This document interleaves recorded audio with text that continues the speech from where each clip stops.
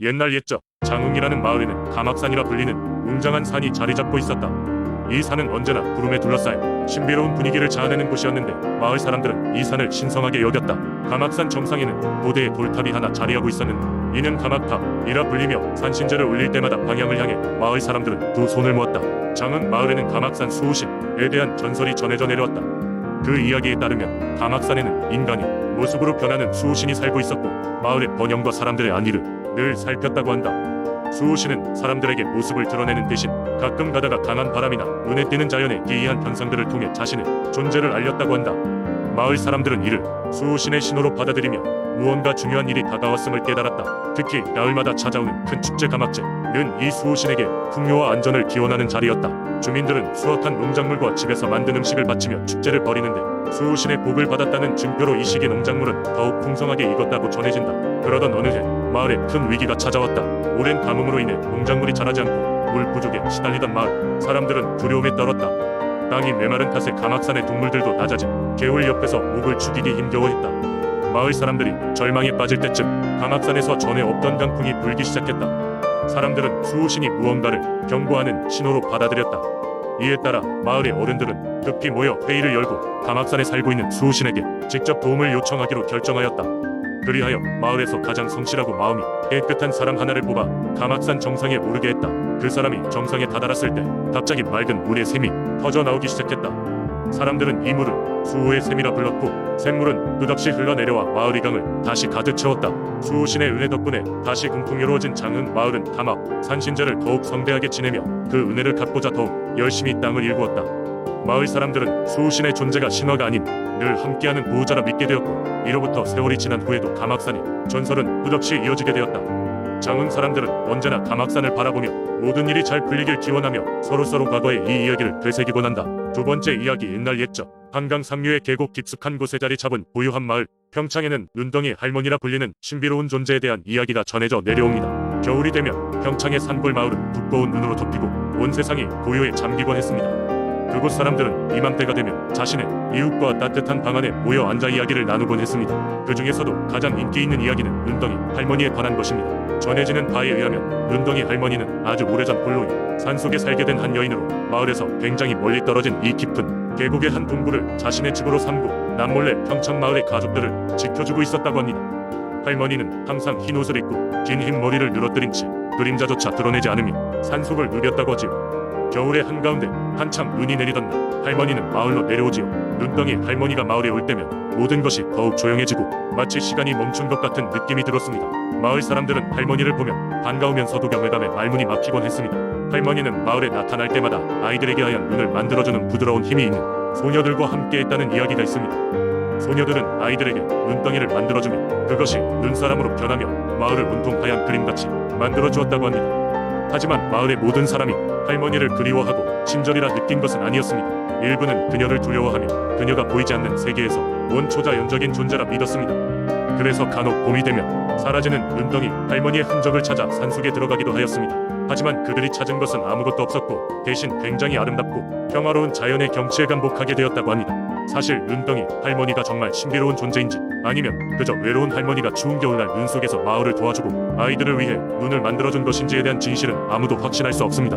그러나 할머니가 남긴 사랑과 따뜻함은 겨울마다 사람들의 마음을 녹이며 마을 사람들로 하여금 서로를 더 가깝게 하였고 그 따뜻함은 아직도 마을의 전통 속에 남아 있습니다. 지금도 눈이 하얗게 내리는 겨울밤이면 평창의 아이들은 눈덩이 할머니의 옛 이야기를 들으며 눈 속에서 신비한 할머니의 은혜를 느끼곤 합니다. 그리고 그 옛날의 이야기들은 세대를 거쳐 계속 전해지며 소중한 민속 신앙으로 자리 잡고 있습니다. 세 번째 이야기. 옛날 옛적 괴산이라는 고즈넉한 작은 마을에 전해 내려오는 아름다운 전설이 있었습니다. 이곳은 짙푸른 산과 맑은 물이 어우러져 자연의 아름다움을 자랑하는 경치 좋은 마을로 사람들이 오랫동안 거주하며 삶을 이어온 곳이었습니다. 마을 사람들은 농사를 지으며 평화롭게 살아가고 있었지만 그들은 이곳의 신령에게 각별한 존경과 경외를 표했습니다. 괴산에는 어딘가 남다른 느낌을 주는 신비로운 용출수가 있었습니다. 이 샘물은 마을 한가운데에 있었으며 그 맑고 투명한 물은 마치 수놓은 보석처럼 빛나며 끊임없이 솟아나왔습니다. 사람들은 이 물을 마시며 병이 낫고 건강과 장수를 누린다고 믿었습니다. 그래서 마을의 중요한 의식이나 행사 때마다 이 용출수를 신령에게 바치고 마을 주민들은 매일 아침 이 물로 하루를 시작하며 신에게 감사의 기도를 드렸습니다. 옛 전설에 따르면 이 신비로운 용출수는 마을을 보호하고 지혜를 주던 신령이 한때 이곳에 살았던 한 소녀에게 남긴 선물이라고 전해집니다. 이야기는 이렇습니다. 오랜 옛날 마을에는 아름답고 착한 소녀가 있었습니다.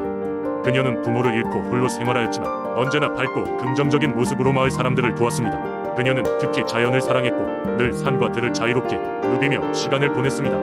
어느 날 소녀는 숲속에서 길을 헤매다가 아름답고도 거대한 뱀을 만났습니다. 처음 보는 모습에도 불구하고 소녀는 두려워하지 않았습니다. 그 뱀은 신령이 변신한 모습이었습니다. 소녀의 착한 마음씨를 알아본 신령은 그녀에게 말을 걸었습니다. 너는 정말로 특별한 마음을 가지고 있구나.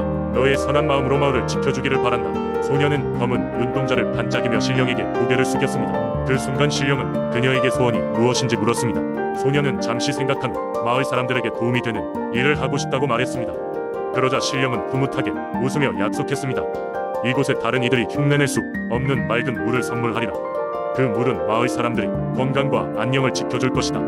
신령의 약속 이후 마을 중앙에 지금 용출수가 솟아오르게 되었습니다. 소녀는 그 후로 마을 사람들에게 신령의 이야기를 전하며 모두가 자연과 조화롭게 살아갈 수 있도록 안내했습니다. 시간이 흘러 소녀는 떠났지만 그녀의 정신과 신령의 이야기는 마을 사람들의 가슴속에 각인되어 대대로 전해졌습니다. 괴산의 주민들은 여전히 그 용출수를 소중히 여기며 신령과 소녀에 대한 감사의 마음을 간직하고 있습니다.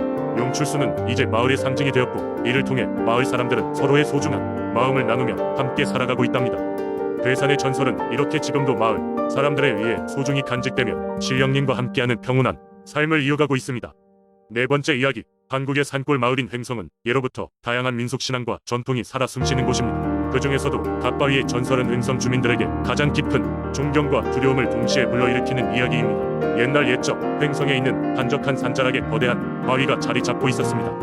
이 바위는 갓바위라 불리었는데 그 이름의 유래는 바로 바위 위에 항상 무언가가 샜을 듯한 형상이 보였기 때문입니다.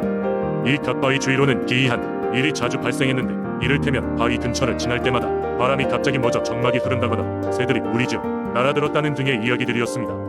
횡성 사람들은 갓바위를 마을의 수호신으로 여겼고 매년 첫 번째 보름달이 뜨는 날이면 온 마을 사람들이 모여 바위 앞에 제물을 바치고 풍성한 수확과 가족의 안녕을 기원했습니다. 이 행사는 축제의 성격을 띠게 되면서 자연스럽게 마을의 하나된 모습을 보여주는 중요한 순간이 되었습니다. 하지만 갓바위와 관련된 미신도 있었습니다. 하나는 절대로 갓바위에 올라가거나 손대지 말라는 것이었습니다. 한마디로 갓바위는 신성한 존재로 대우받고 있었으니 함부로 접근하면 안 된다는 것이죠.